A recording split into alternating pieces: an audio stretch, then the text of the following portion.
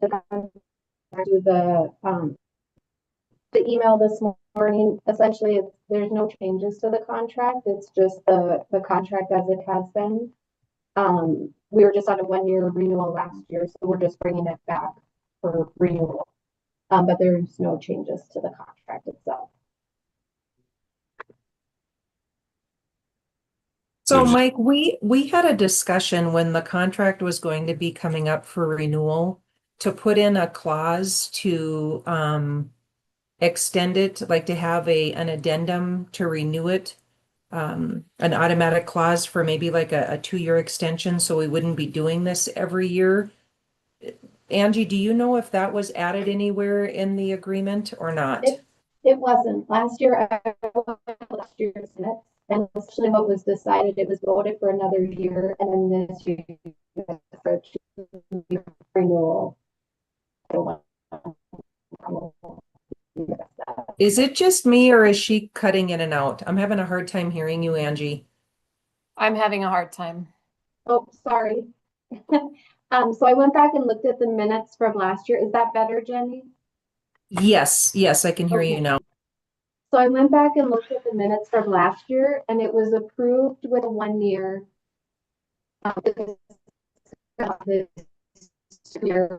renewal or something for discussion to be for this year. So kind of broke up again there, Angie, right at the end. So for people not to be able to hear me, so sorry. It was last year the minutes said to approve for 1 year with the to have a 2-year or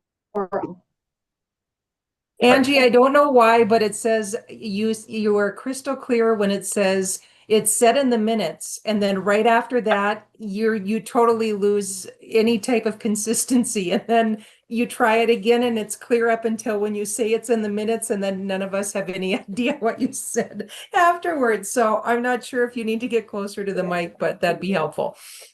Is it coming through yours or the microphone? I'm gonna guess it's coming from, is it Hunter?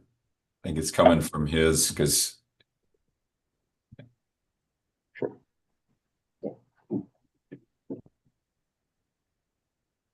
Sorry, we were having some sound issues and we thought we got it figured out. Is this better? Want to speak from here? No.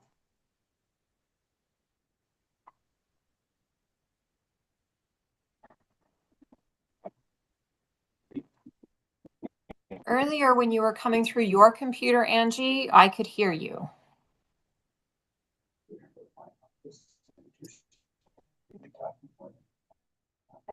I might have to relog in.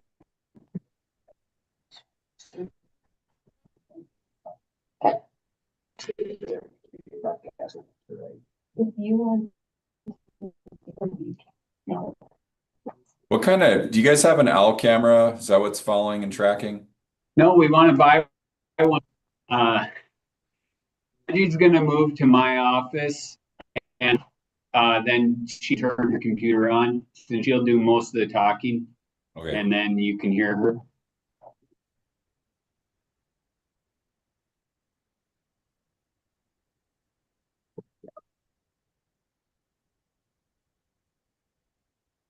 Well, I think as Angie's getting hooked up, I had emailed her this morning the exact same thing, Jenny. I said, I remember we wanted to do a 2, if not a 3-year contract. And I asked her what the dollar amount that we were paying Seek based on these percentage payouts. And I think it was right around $52,000 a year. Is what she had told me. But I fully support going to a 2, even a 3-year contract to have some consistency both for Seek and for us. But my question, and I don't know who may know this while Angie's trying to get organized, but how does that tie back to Brown and Brown's agreement? Is it going to be where they're both off, or are they on the same schedule for renewals? We have a multi-year agreement in place already. So our renewal will be at the end of our contract term, which I think is next year. I could be wrong. I'll have to double check that. So they would be off. So we'd want to make sure these contracts are tied together at the same time for renewals, I would think.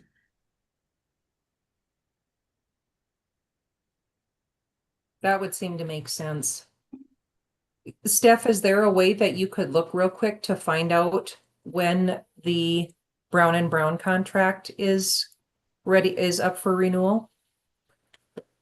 Yes, Or now I'll that stop Angie's sharing on, my maybe she screen so knows? that you can, I'll stop sharing my screen so I can go into our records.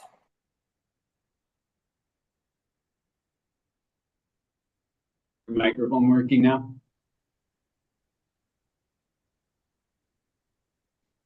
You're on mute, Angie. Like she's unmuted, but no No, volume no, is. no mic.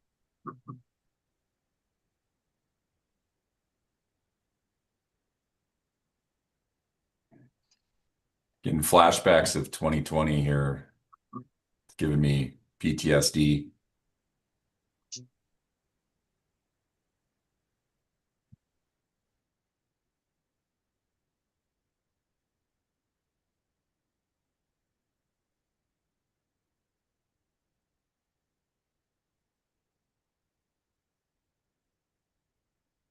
I think with that 52,000 we're paying Seek, they need to invest in some updated audio something.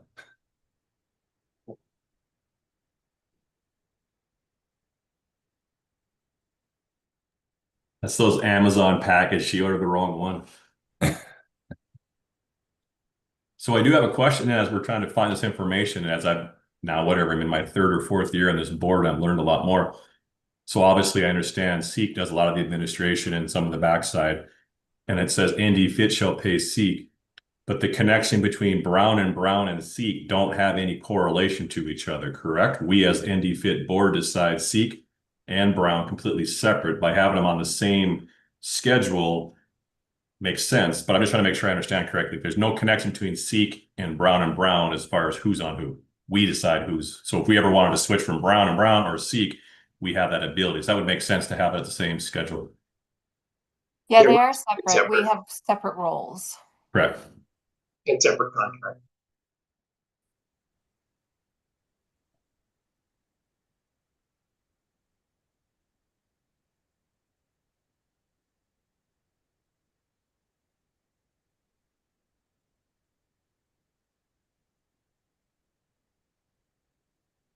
Can you guys hear us over here?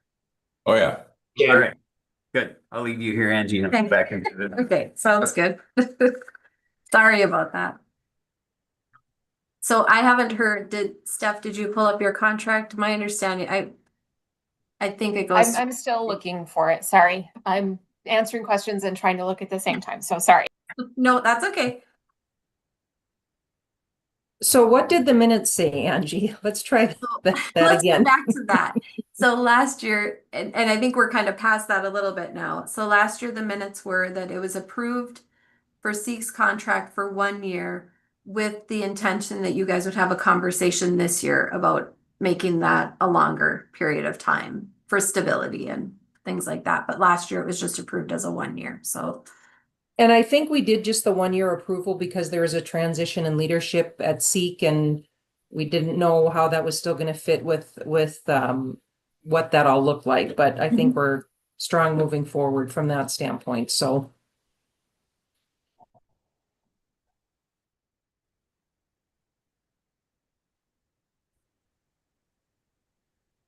Okay. Seems like we want to mirror what we're doing with Brown and Brown. It's kind of the conversation. The Seek contract ends December 31st, basically a year, January 1st to December 31st every year, it looks like.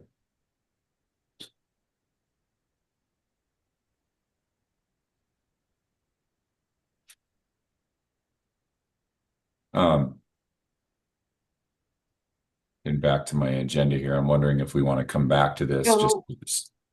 So we had entered into a new agreement effective January 1, 2024. And so I believe it's a 3-year agreement. So it should be renewing at the end of 2026. Well, then And so does it run January 1, December to December 31st? Do we, Yeah. But if you, do we want to mirror that with a year and then read, or you guys want just to go 3? And Well, maybe so we're on the same page. Maybe we just renew the SEEK one for an additional year, which will expire in December 31st of 2026. And Yeah. then look at both Brown and Brown and SEEK at that time, and then maybe do an addendum or an extension to have them both be 3-year. I second that, Jenny.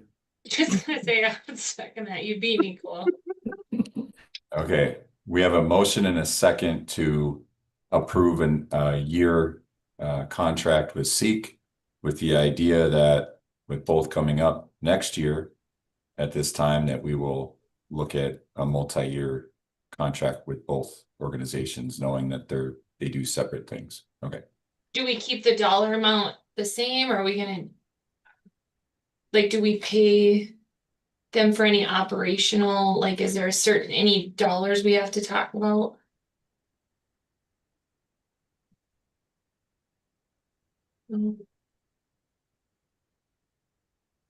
I guess I'm embarrassed to say it. I guess I'm not exactly sure how, like, say Jenny is or Angie, is she just employed with SEEK and then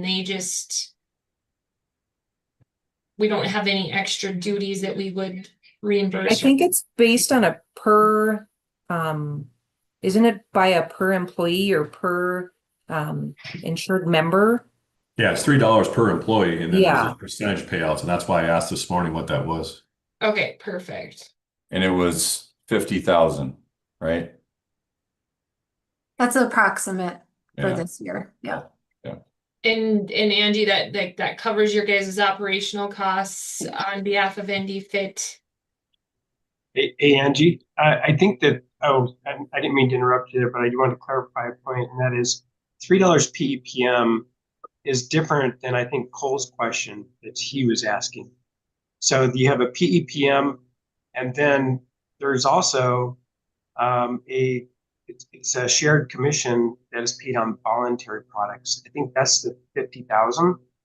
The PEPM, so if you take, say, 3,700 subscribers times 3 times 12, that's a more accurate number of the fee.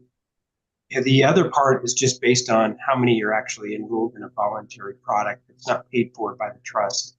It's just paid for by MetLife. So it's actually, if you want to know the entire amount, you add those two together, and that gives you, and that fee also didn't change. Correct me if I'm wrong, Angie, but that $3 has not changed from the prior period. It's the same amount. So I think that's what you were stating. But just to give clarification, because there are multiple, Cole's question was one thing, and your question was, I think, another clarifying point. I just wanted to bring it together to see the whole picture. From SEEK's perspective, good either way. So What's the dollar amount like that, SEEK is receiving ballpark, like? I just did Parks and Rec math, and I'm about 180,000, give or take. So Yep. I didn't quite get it nailed down to the exact, but 50,000 and 3,700 times 3 is right around 180,000. And then you guys didn't put like a percent increase on this. You're happy with the way how that number is determined? No, there wasn't any changes to what the contract was. So the terms are still the same. The Okay. amounts and everything remain the same. So we've got a motion and a second. We've had some discussion. Any further discussion? Any further discussion? Any further discussion? All those in favor of the motion signify by saying aye. Aye. Aye. I Any opposed? Motion carried. I need to get back to my agenda here.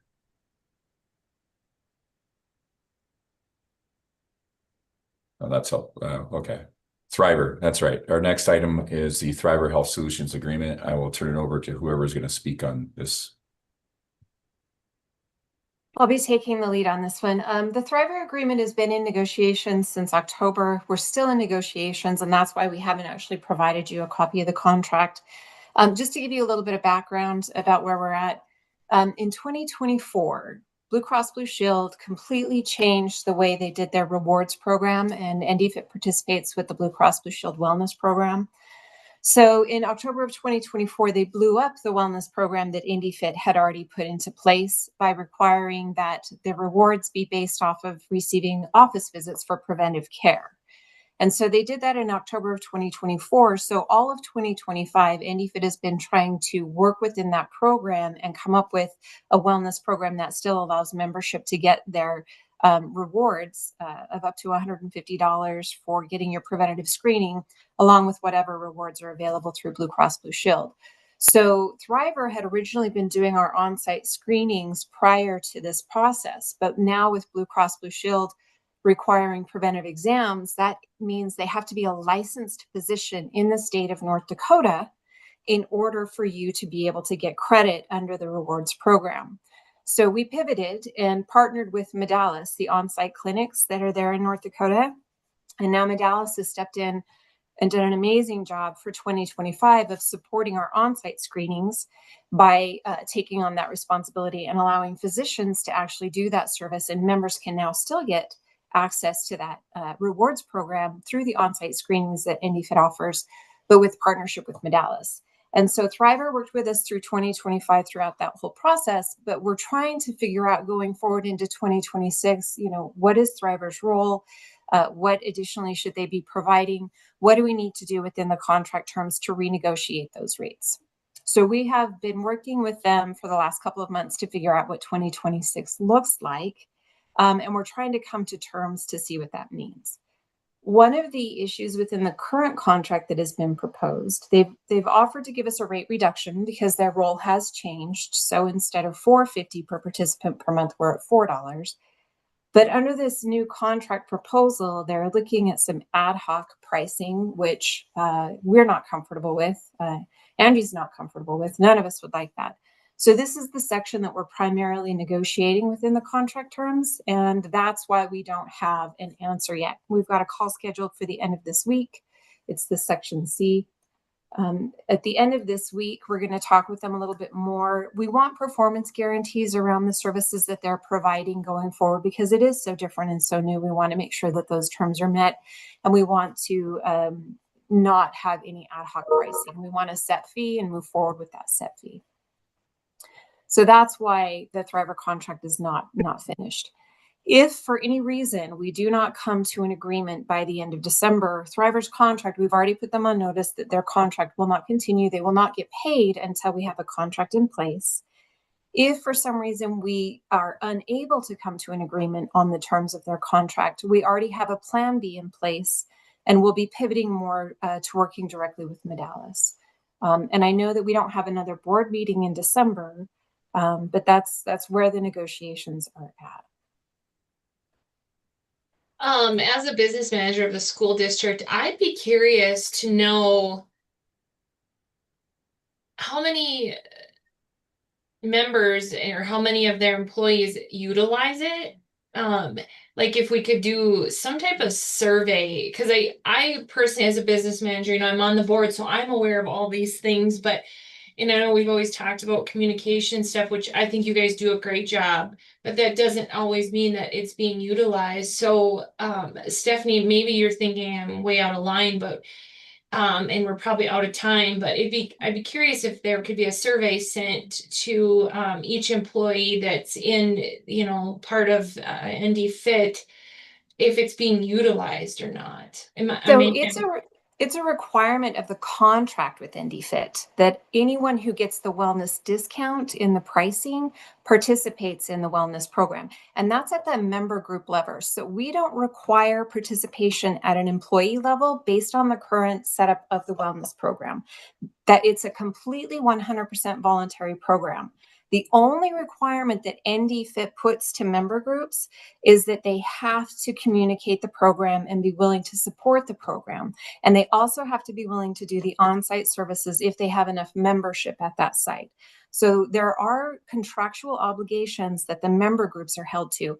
It's a 100% voluntary program for employees. So we can't say, well, you don't have enough employee participation, but 100% of the members that participate of the member groups that are contracted for that wellness discount must participate according to the terms. Not every group has enough employees to have an on-site screening. And with the pivot that we had to do last year, we weren't able to reach 100% of the groups to get on-site screenings. So that's something that we have to work through.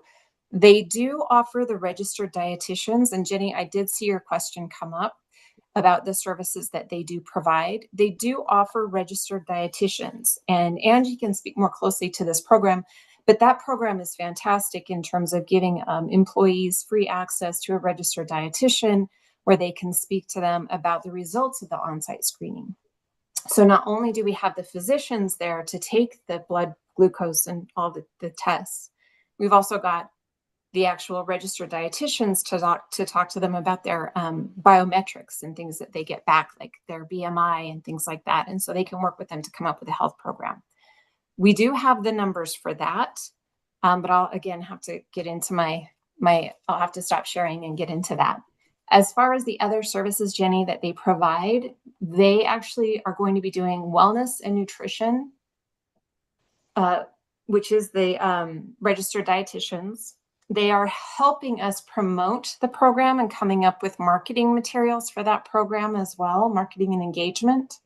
They do on-site screening support. So one of the Thriver representatives will show up at an on-site screening to help Medalis with getting employees in there, encouraging them to talk to a registered dietitian because that's not required for the wellness reward, and then working with the technology and the website support. So Thriver is the one who came in and helped us set up the NDPHIThealth.com website, but they've not done the best job in keeping that website up to date and supported.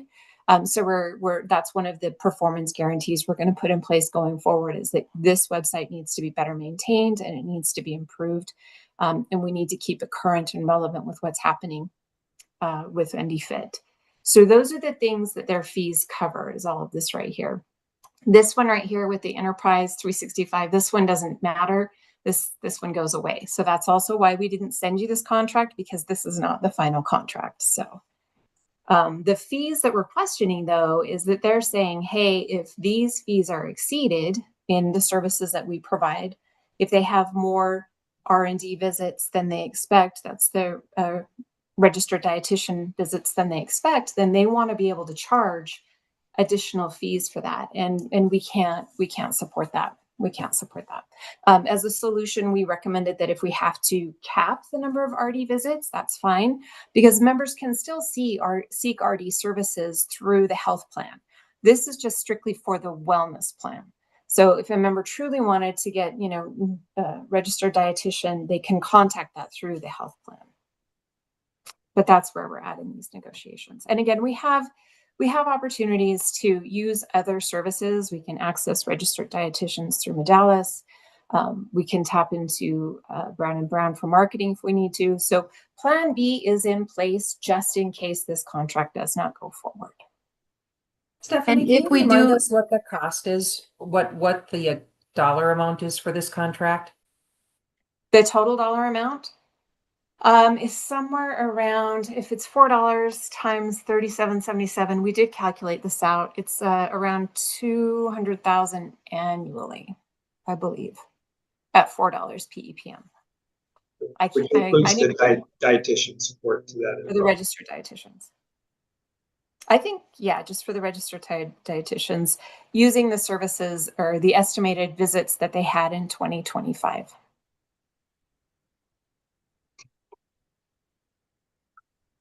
I have maybe just the end user, some feedback, I guess, when we think about this. We were scheduled for an on-site screening, and again, correct me if I'm wrong, but like Medalis you said is separate, but they work with Thriver. So whose job is it to set up the screen? It looks like we're paying 0.50 ppm. That goes through Thriver to help sort of, So here's the 2025 flyer. is different. 2025 pricing is different. This would be 2026 pricing. Got it. So Medallis is 100% responsible for the on-site screenings in terms of the physician aspect of it, setting up the stations, Yeah. making sure members have their results, getting there early enough to set everything up. They're also responsible to coordinate the on-site screening with the schools. We've determined that for 2026, because in 2025, Thriver was helping with the coordination, and we found that that was just too clunky and the handoff process didn't work. And regionally, Medallis, where they've got locations, logistics of scheduling here versus in the north versus the south. We flipped all that in 2026 to Medallis. So they will be 100% responsible for the on-site screenings, and they need to have, certain parameters met because it's a physician and a physician from their clinic that's actually showing up to the screenings. So just to, again, all right, so maybe it's the setup was different, but like in our district, for example, they gave us dates, we pushed it out, and then I assumed that this screening was going to happen at our site. And I got an email later which was way past that, we didn't have enough interest. And I get you got to have so many people to make it worthwhile, but it seemed like an easy button to me. Like, again, I'm kind of more in tune because I'm a board member, and I'm like, oh, I thought I had put it on my schedule and I was going to do it. And then my school nurse is like, oh no, they canceled that, a few weeks ago and they didn't have enough interest. And I'm like, well, they should do a little more than, we didn't get, enough people. I mean, should be a little more if we're going to spend that kind of money. Seems easy just to cancel then, right? So So the only way, go ahead. So for 2025, you're right, Mike. There was definitely some misses there. So for 2026, we're going to try doing advanced screening first and foremost, which will make a big difference. It gives more time for communication. It gives more time for setup, for you to be able to get your employees engaged. We also have some other tactics that we're going to use for engagement as well. So there will be like door prizes, things like that. There were some groups that had that. But I think just even having that lead time to be able to communicate it. I'm sorry to hear that that's how it happened with you, because that's not how it should, but there is a requirement of a 10 minimum. So what happens is, we can provide the materials, but if the groups, if they don't get the participation, it all depends on how it's pushed out, how many people are interacting, how many people are interested. Again, we can't force them to do it, right? But it is, we have to have that 10 minimum to make it worthwhile for everybody involved. But you're right, what was happening is we were scheduling things but it was scheduling like a month in advance or a month and a half. So then you don't have that lead time to get participation. You're setting them up to fail essentially by not giving that time frame. So more than likely that's what happened with yours, and then that 10 minimum wasn't met. And that's why I'm sorry to hear that that's how it happened. And that's how the communication flow happened. But I can tell you that for 2026, that will not be the case because we'll have more lead time. We'll have them scheduled ahead of time. We can monitor that longer. Like, okay, this is coming up. There aren't enough people. Hey, what can we do to increase participation? Can we send out more things? Can we use different flyers? There's more time to get like physical materials as well, like table tents and things like that, where you can put them up different places and stuff too. But it doesn't change 2025, and I'll go back and kind of review that as well too. Because that is part of the clunkiness of having two different people scheduling is probably what happened to you guys as well. There was probably different people involved in the communication because you've got your nurse, but then on our side, we probably had two different people communicating. And that's exactly what we're trying to avoid now, is to have streamlined process where it's more consistent and more lead time. That's not speaking to the contract, but that is speaking to how it will go going forward, just speaking to the on-site screening itself. But the 10 participant minimum is still going to be a requirement of the process going forward. Right. Yeah, and I get that 100%. I don't want to, it just was, nobody told me, right? So, Right. and it went through a part-time school nurse that really isn't super involved. So And yeah, that's the glad other that's being thing. worked on. Yeah. Yeah, and that's the other thing is we had sent out a survey just for the on-site screenings. We did send out a survey to all of the groups. There was a survey that went out to everybody just to see like what are you interested for 2026? What are some good dates? What are some good timeframes? So when you talk about the survey, Sonia, we did do that for the on-site screening specifically. I sent something out and then kind of sent some reminders, but there is also still going to be follow-up with the groups that didn't respond. We'll kind of schedule in the ones that responded and then along the way. So that's part of what Thriver, when they're talking about promoting the programs and doing stuff, that's part of what they're talking about doing is also doing like those one-to-one calls with the one-to-one calls with the groups and say, hey, what kind of wellness do you guys already have? What can we do to incorporate that? What can we do to promote our other programs? Because, you know, the on-site screening is one piece, but there's the RDs, but we also have an employee assistance program. And so that's speaking to the communication side of it. That's why we want to have some of this performance guarantee because they're saying that they can help us with some of this and help us kind of streamline some of this and do that. If we enter into a contract, it'll be for 1 year. It would be a 1-year contract only because we want to see what does that look like, right? And then make the determination going forward, what that looks like or if it does. But that is part of what the promotion and the program promotion would be as well, is working with each group to see what needs serve them best. They would do some one-to-one communication with them. I would love to do that. Let me tell you, I went to the on-site screenings. That would be my favorite thing to do in the whole world is to do that every day of my life, right? I get to see the people, I get to be with the people. That would be my favorite. Unfortunately, then when I'm doing that, then other things fall to the wayside. So I'm not able to be at all of those or to do necessarily do those one-to-one phone calls specific to the wellness. So that's part of what they're saying that they would do as part of that promotion and marketing. So.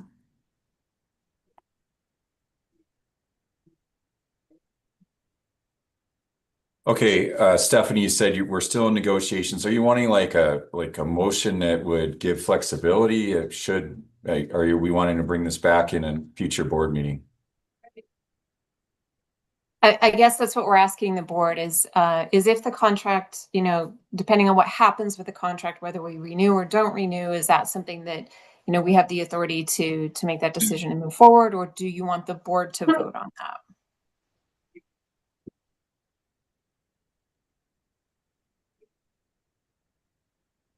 Board members? I mean, you guys are working with it directly, and Stephanie, it sounds like you're getting the runaround from Thriver, so why waste your time and just move to Medallis if there's no change in the services? That'd be my We only would concern. lose the website, which is not that much of a loss based on where the website's at today. So just FYI, yeah. Yeah, I kind of agree with Cole, and I'm just you know, from a business manager or just a financial manager, whatever the positions may be in that deal with it. I guess less is more, and it's not as confusing for the members. And if it's a cost savings, I would vote to move it to just one platform. It's not necessarily a cost savings because would be cost shifting to Medallis because they would be managing their, you know, the RD portion of it. Because it's a physician claim, it goes through your health plan. So currently Medallis's portion of the on-site screening is that they get paid a portion of their process is because they're filing a claim under your health plan for that preventative service, and that physician gets paid under that claim. But they're physically on site and spending the time to physically be on site. And Angie can speak more to the additional fees that may be paid for supporting their on-site process. But but they primarily get paid through the actual doctor visit, which is part of your health plan. If we flip the RD visits to Medallis, then that also is going to be something that would be potentially, you would still have RD visits that run through the wellness program. And so if you've got those RD visits that you were paying Thriver, you're now shifting that cost to the RD visits under Medallis as wellness visits that are covered by the wellness program. And then once they've capped or exceed that wellness visit number, we can tell them you've got RD visits available through your health plan, and then that cost would shift to the health plan at that point. So we're talking about not necessarily not spending the money, but spending the money in a different way, because the registered dietitians would still be available through Medallis, and so that cost would shift to Medallis. This fee right here that we're looking at. So again, if we're able to get the majority of our services through Medallis, I mean, the cost of the contract, I mean, $200,000 isn't peanuts. Right. So if we're able to receive the same services, Medallis, their actual staff were the ones that were on site doing the wellness, on-site wellness things anyway. And we're still have access to registered dietitians, and they have the staffing to provide that, I'm assuming. Yes, they do. Yep. So really, it's more of an assistance to what Medallis was already providing, and then also the website, which it sounds like we're not really doing much with at this point. I Right. don't know, I'm not feeling great about renewing the contract with Thriver at this, based on what is being presented. I'll make the Just my motion to move to thoughts. Medallis. I'll make the motion to move to Medallis. Okay, we have a motion. Do we have a second to move to Medallis? I'll second that motion. Okay, we have a second with Jenny. Discussion. I'm just thinking, like, Stephanie, does this seek people? What clarity do you need? Well, we will now need to finalize a contract with Medallis. Obviously, we will need to go through that process. But as far as what we have in the hopper, so we have some on-site screening scheduled for January, but Medallis will be able to do that. So what happens is, so there's some marketing things and different things that Medallis will be now responsible for, right? So we'll have to look at that now as a contract. But what I can tell you is what we've done with Medallis. And even in 2025, the fact that they came in and got this program up and running for us and just did what we needed them to do, and they were great. I know that they're going to be very reasonable about whatever it is that we need them to do. They're kind of that mentality of, we will just do what needs to be done to get it taken care of. So I don't foresee there being any issues there with like the marketing and some of those kinds of things. But that's where Steph said that there's potential for them, Brown and Brown's marketing team, to help with some things that we could, use them to do that. So The only piece that's still in question that we would, oh, sorry, go ahead. No, I was just going to say, I just wanted to clarify that Medallis does have the capacity to be able to take on a contract such as this if we're transitioning it over. For the research and for the registered dietitians, every time I say R&D, I want to say research and development. My apologies, but for the registered dietitians, yes, they can absolutely take that on, and they've already got the capacity for that, no problem. It's the elements of the marketing, the printing of the materials. We would help support, our marketing team would help support the creation of those products, but printing and that portion of it, those are still things that are going to have to be negotiated in terms of the contract with Medallis. Right. The support that they would need, if any additional support is needed for the on-site services, that would be part of that process as well. So we would really need to talk to Medallis on a more in-depth level. Knowing that they have the medical aspect of it covered is the major portion that we're trying to cover from Thriver, but it's all the minutia underneath that have costs associated with them for Medallis that we need to confirm what that looks like in a contract.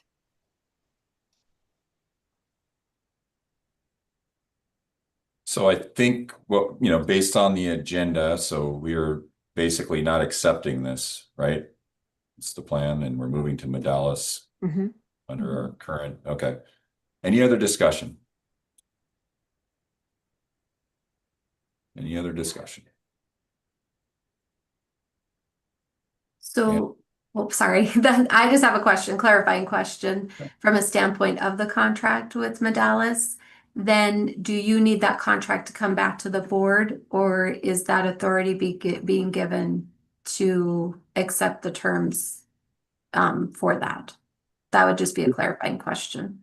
Do you think you can get the terms that we want? I would say yes. I'm not usually the contract person. I'm Yeah. not usually the negotiator. I'm- That's where Brown and Brown comes in, but I will let them speak Yes. to that maybe. We already know what their pricing is on the R&D, and and with the R&D, it's going to be driven by the number of visits that you see. So there is the potential that your RD visits could actually go up because they have more of a direct link now with Medalis. There's more cohesion, and it might be easier to get them access. So we want to make sure that we can, look at putting a cap on that. But I do believe that we could absolutely get the terms that we need for this to move forward with Medalis, and they're very willing partners to make that happen.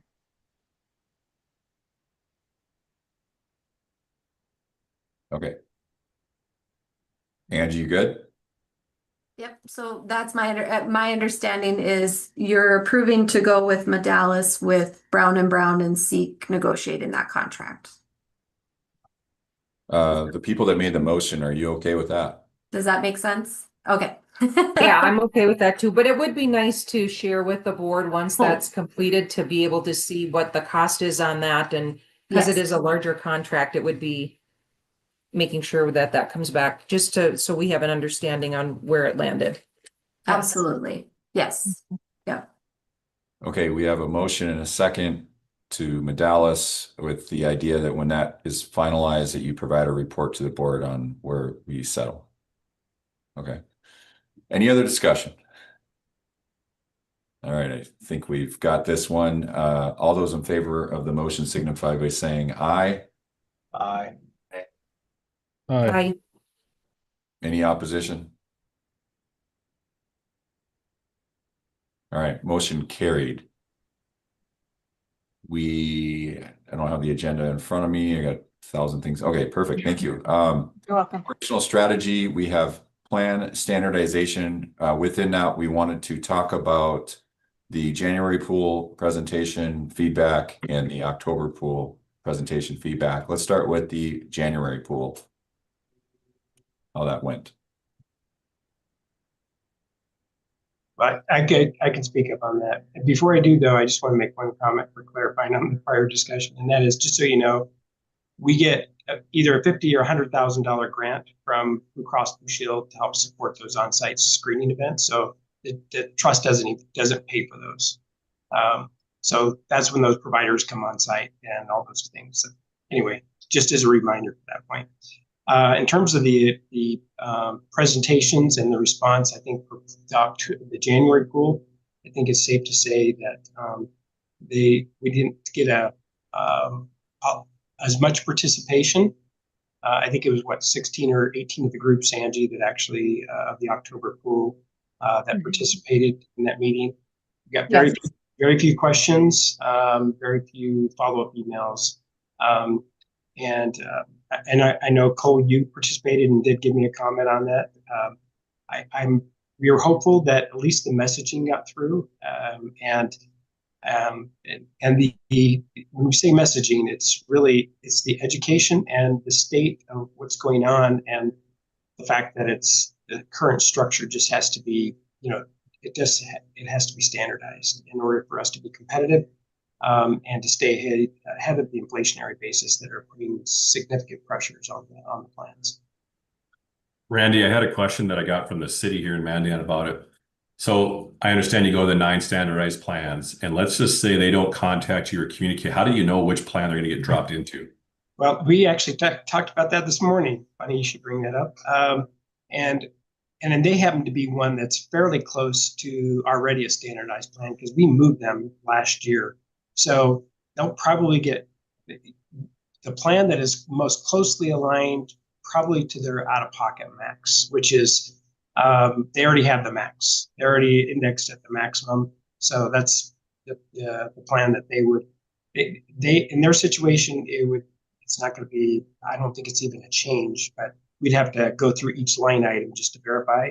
And the idea that we came up, and we're going to solidify this in a communication, but we'll give instruction that for this year, that they can choose one of the plans if they want to for 26 and 27. And then in 27 and 28, we're going to let them know if they don't communicate a plan to them, that we will price a plan that is recommended closely aligned to what they already have. So they'll see the one that is most aligned. And if they want to change it, they're going to have to notify us. Otherwise, they'll be placed in one of the standardized plans that closely aligns to their most likely it's the out-of-pocket max.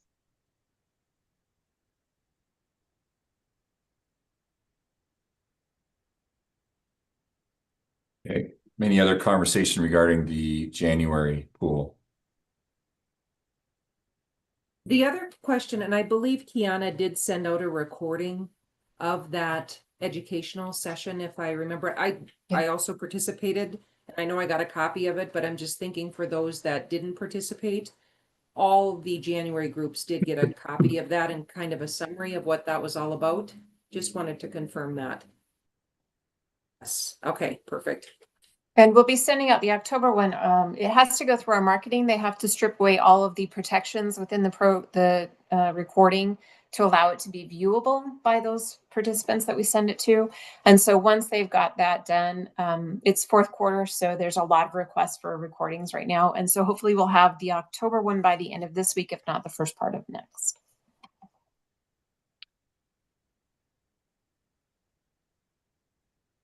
Okay. And then I do have the plans here if we want to review those after we've talked about October. Just let me know and I can share my screen. Sounds good. Well, let's segue into October. It was a little different, I would say, which I sort of figured it would be. Yeah, we actually had almost 100 participants, 68 different districts. Yeah, it was good. It was good turnout and good questions. I was actually, this is just a personal opinion, but when there are questions and when there is dialogue, it tells me they're paying attention, and that opens the door for understanding of why we need to make these changes. So, yeah, as difficult as it is.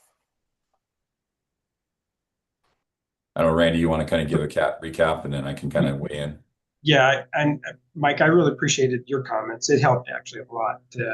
You can say things we can't. And because you're not only a board participant, but you're a superintendent and you've done this. So, so that is really helpful. And when we've discussed it a little bit also in the internal side of it, we need to do a really good job of communicating to the group representative. As good a job as that we'll try to do one-on-one, it's going to be really helpful and important that someone like in your capacity or superintendent capacity or business manager really understands a little bit more in depth. And to a degree, although they are, they may not be an advocate, at least that they are armed with information that helps them be educated as to the driving points and the relevance as to, why this is, again, so important. But clearly a lot more questions and some of the things just, it's going to take one-on-one to really answer some of those more in-depth questions that we started to see in the chat from this last session. We just feel that it is going to be a heavy lift when we go through this process, but it's one of those that's just necessary. And I think we all feel, when we get on the other side of it, it's going to be the best thing for us to do. Yeah, we had a lot of conversation at the end, and I think some of the things that we've spent, I would just say I think it was Cole, or no, it was John had pushed out some information from a superintendent, and where we as a board have beat something like a dead horse. there's still a lot of those same conversations that are out there. Like, for example, the 1 month of premiums and when are we going to get that money back, right? And that's still a very live thing that superintendents think about, that when and where, and we've kind of course, at the board level, maybe changed our opinions on how that, just because of the forecasts and things. And so just things like that we've got to do a better job communicating. And I think I thought about, quarterly, of having those kinds of things, at least with the school district side of things, just for people to, hey, you need to be here. And, they showed up, and then we need to kind of talk about, we're wrestling with these kinds of changes and here's why, and I thought it went really well. I don't think people, few that maybe didn't want to hear what they wanted to hear. They want their grandfathered health insurance plans they've had for decades, and they don't want to pay a lot of money for those. And they want what they want. And they were told this when they came in, and now it's this, and what's the board just, so I don't know. I don't know if we ever get around all that, just because that's why we have representatives to make some decisions, like the people that are in this call. But we got to do more of those video conference or webinars, I think, just as a board, and then have representatives that are like myself and the political subs and all that, helping round and round relay and say things that maybe make more sense. Because I mean, you can see, Randy, there negotiated agreements, there's weird things in them. One, I can't remember what district was like, anything over 10%, we completely renegotiate the contract. Like if so, there was a question like 10%, if health insurance premiums, I believe, were more than 10%, then they completely reopen negotiations. It's like a trigger. I'm like, that doesn't sound great. So, I mean, those are things that don't exist in political subdivision worlds, that we deal with.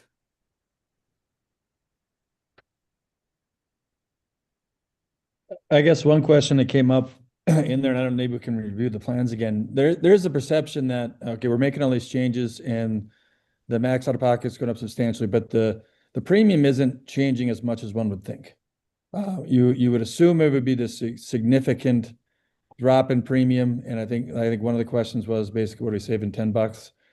And then that's not the case, but I don't know what the perception are of how much you would save on a premium by changing these plans, standardized plans. But I think when you first do it, we've seen from people, they are assuming more.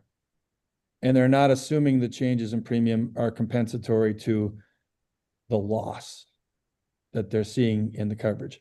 And I don't know if that's legit or not, but I do see that as a perception. So I was just curious what, the appropriate response for that would be. Yeah, it's a good question. So here's part of the challenge in answering that completely inaccurately is when they said $10, is that the member cost share? Well, that could be if the employer is paying a significant portion of the premium, because it's all proportionalized. So the employer could be, actually getting a much better relief on the price if they're only sharing, 5% or 10% with the member. Yeah, maybe it is only a 10% difference, and they're saying that's not worth it for that. So you have to look at it. I guess, and that's why I'm very careful to try to give a specific answer, because we don't have enough information to answer a specific question. And that's why when we meet one-on-one, I kept on referencing, we'll have to meet one-on-one to really get to the helping and answering, or even determining the cost share savings that could go between an employer and employee by making a change. So when we're looking at underwriting, we're also looking at the actuarial value of the plan that they're on and comparing it to the actuarial value of the plan that they'll move to. And if there's not that much of a difference between the two plans based on the changes that are made within that plan design, $10 may be what they actually see.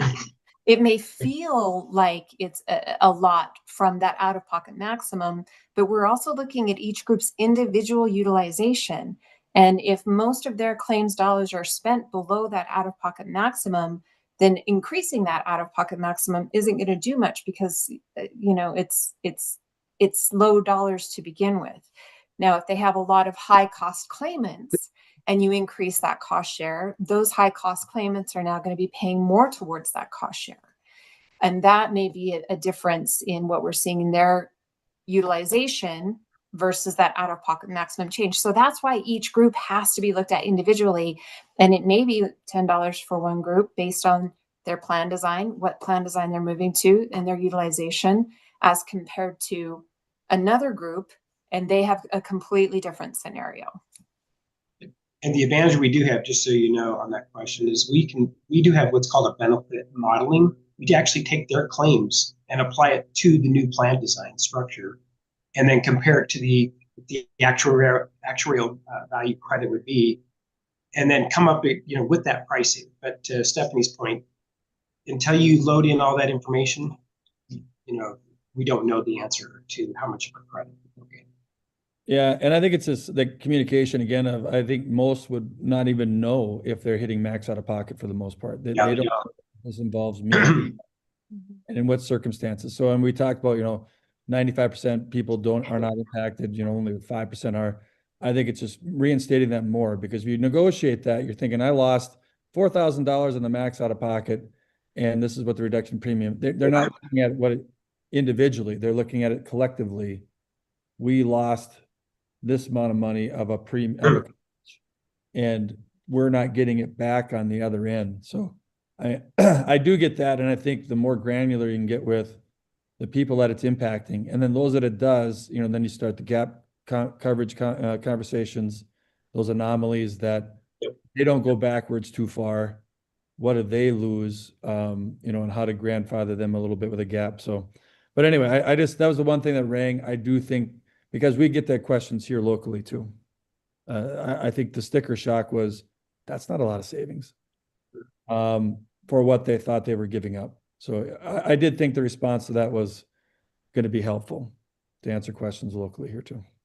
So Mike or Steve, from the school side of things, is there a way that NDPHIT can track these changes that we are going to enforce in 27 and 28, and then show what those potential savings are, so you guys have something hardcore to say, hey, what we did in 27, 28, I know it's going to take 3 years to get that, but I agree. I mean, if you're only saving $10, they're thinking, well, that's not nothing. Why are we doing the out-of-pocket so high? I get that component. And then they're wanting their money back on the backside of their initial 1 month investment. How are we going to strategically do this over the next 3 to 5 years?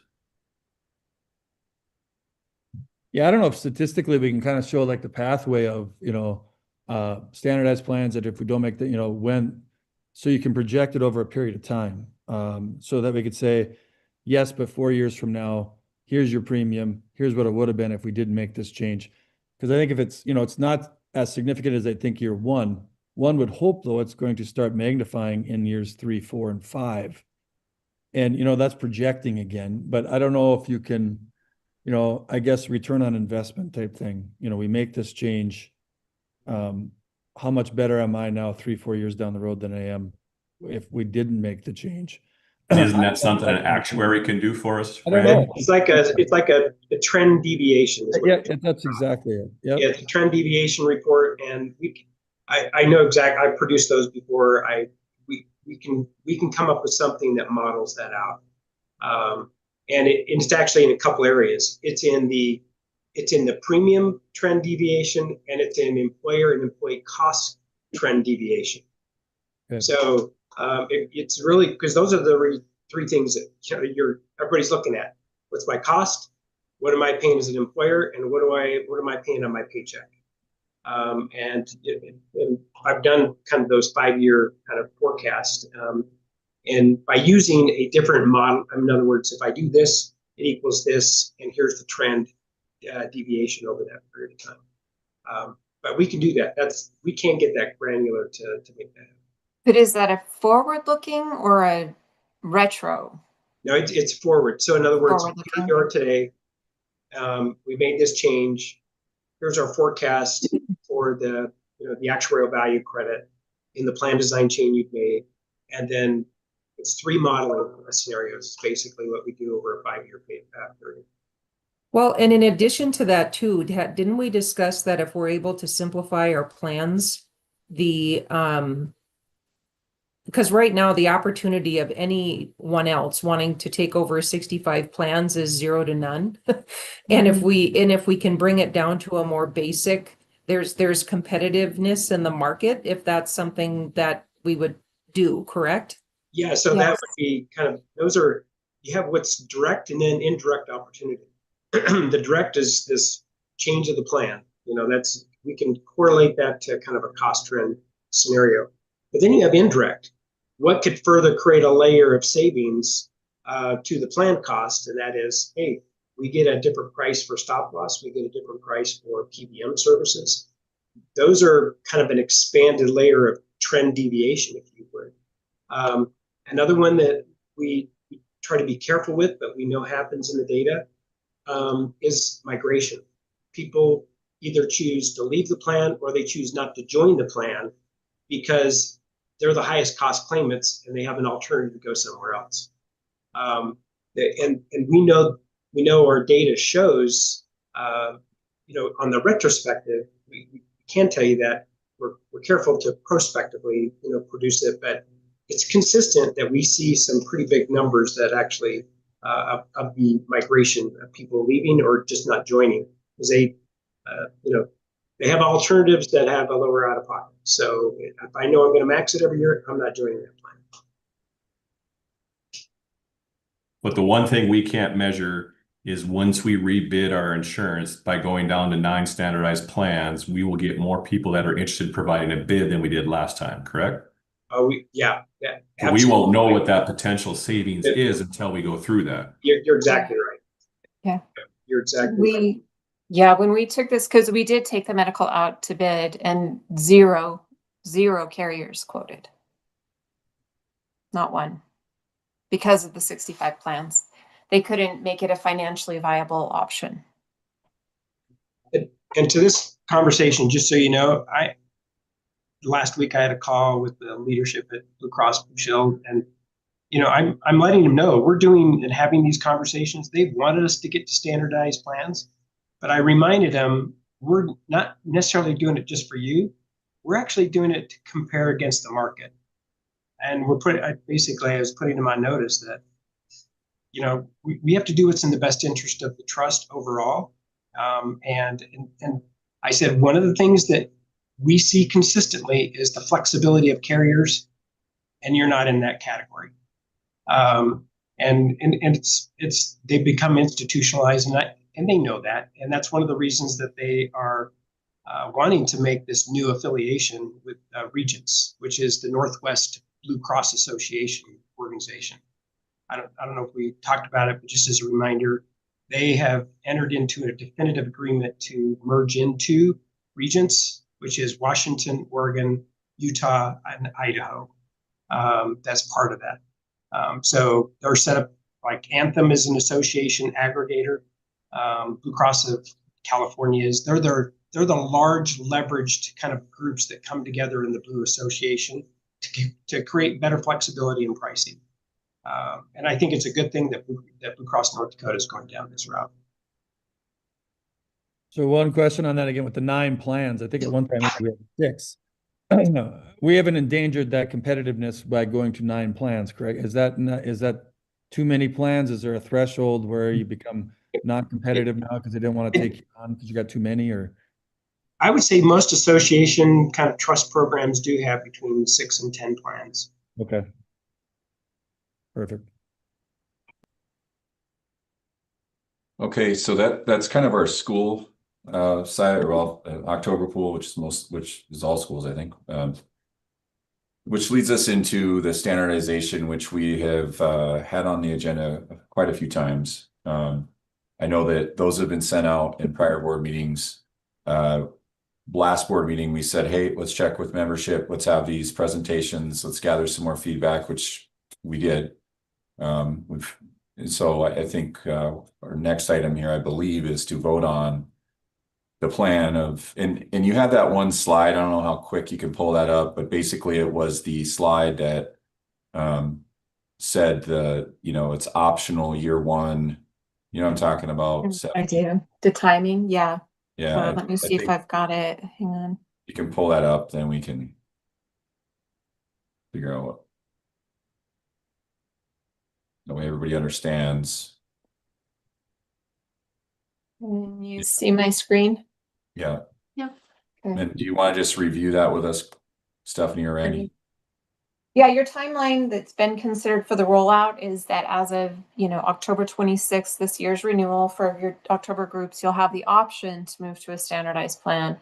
And then as of your renewal in 2027, so you get one more year with your current plan or you move now. And then as of 2027, the standardized plan offering will be the norm. And you would be moved to one of those plans that most closely matches your group's renewal or your current plan. And then if you don't pick a plan, I guess, we would present your renewal with these standardized plan offerings. Then the January groups, it's 2027 for their optional year, and then 2028 would be the year that you are moved to a standardized plan offering. I don't want to overcomplicate this. I have like things, some bad ideas. I'm sure people in my district would say that, but is there any incentive that we would provide? Like if I want to make the change this year where you're like, we'll give you I don't know, 1% premium reduction to make the change this year. I don't know, I'm just throwing something out there. I don't want to. So we do when they move to some of the larger out-of-pocket maximums, we do give them an additional credit currently for moving to like the very large out-of-pocket maximums. So we would continue to do that as an underwriting credit going forward. This would match up with our negotiated agreements, correct? Because we're in an off year this year, so. Depends if you're when, some are annual, some are even off the when the legislature meets, just depends. And so for those that have negotiations in 2026, then they may want to move to a standardized plan now. And for those who definitely have negotiations in 2027, that's what they'll be presenting.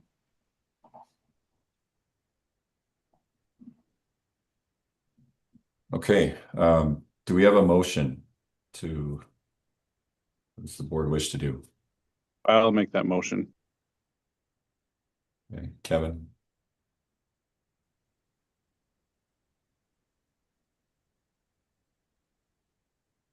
Second, do we have a second?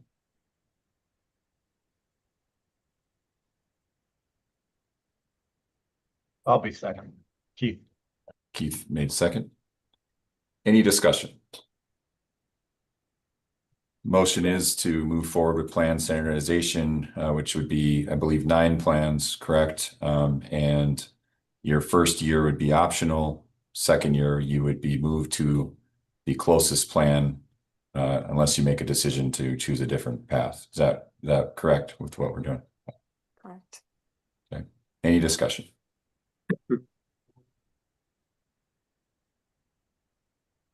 Any discussion? I think I'll do a roll call vote for this one. Okay. So Jenny, Yes. Keith, Yes. Chris, Yes. Mike, Yes. Sonia, Yes. Steve, Yes. Cole, Yes. Kevin. Yes. Okay, so all yeses. So Yes. unanimous. Okay. Just thinking about communication. I mean, we just had our presentations that happened. I would recommend that we put together some kind of a communication that goes out pretty quick about this. Maybe referencing, hey, we had those meetings, we gathered feedback, we have been talking about this for whatever, long time, and then, yeah, here are your options. Do you want that to come from you? I mean, we can draft that and design that and then bring it to you for approval. Do you want it to come from you or through me, or we can decide that later? I don't know. Let's talk.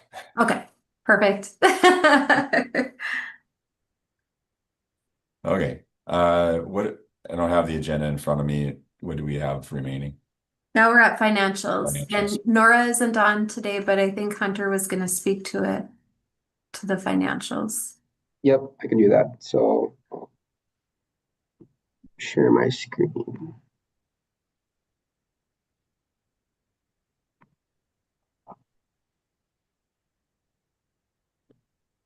Can everyone see?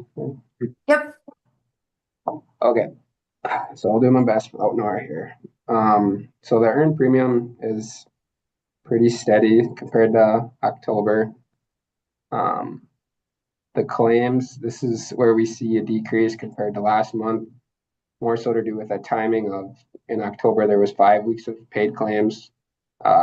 November, December will have 4, so it should be much lower than October's.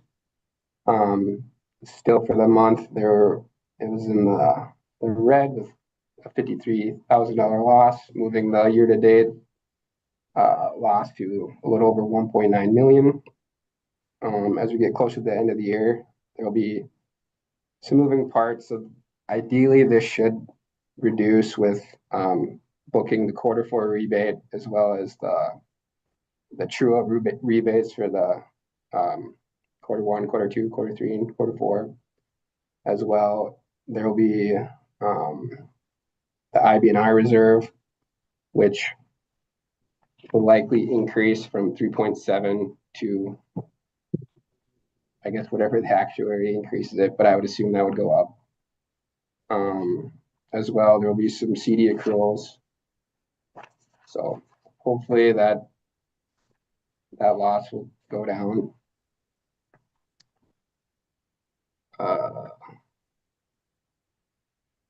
Hey, Hunter, question. Does this only represent 3/4 of rebates then? Correct. Okay. And it's usually what, 800,000? Yep. Okay. And just, okay. Cash comparing to October went up slightly. So comparing to the last year, it looks to be about the same.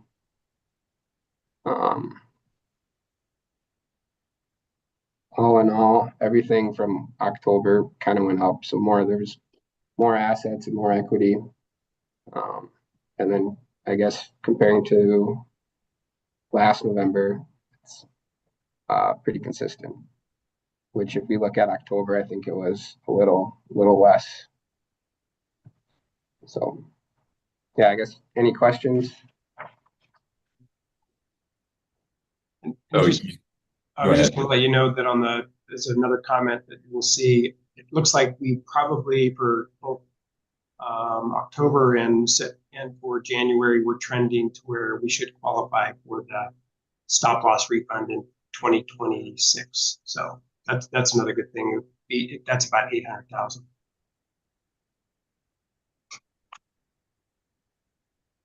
And so next month we'll kind of know where we end on the year. Is that the plan? And can see how bad. Yeah, right now we're for the most part, the IBNR will be 3 months after the end of the year, just so it gives them enough time to get that estimate. But I would say for the most part, all the rebates should be recorded, and then we'll have all the claims, just I guess the IBNR, and then if there's any audit adjustment, but for the most part.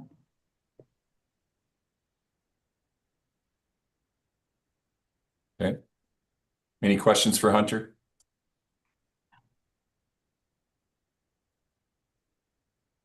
All right, I would like a motion to approve the financial report. I'll make that motion, Sonia. We have a motion by Sonia.